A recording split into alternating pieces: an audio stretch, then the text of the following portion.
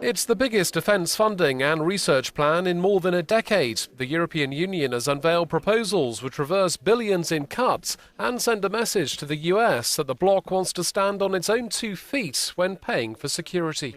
If the Europeans will manage to invest better on their defence, this is going to make also NATO stronger. So there is no competition, no duplication. On the contrary, there is a joint work we're doing. Member States are all 28 fully on board on this.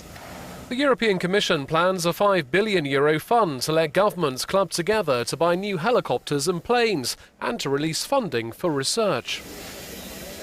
All the member states are using their public resources to defence research separately. Private sector is using their limited resources separately.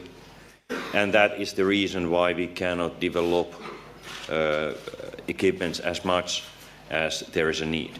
The Commission's proposing €500 million a year on innovation from 2017. A €90 million pilot plan is set to start next year, with €3.5 billion potentially allocated from 2021 to 2027. Amid falling spending on defence research, EU governments have increasingly relied on America. It's too early to tell if Brexit Britain could and would want to be involved in the new plan.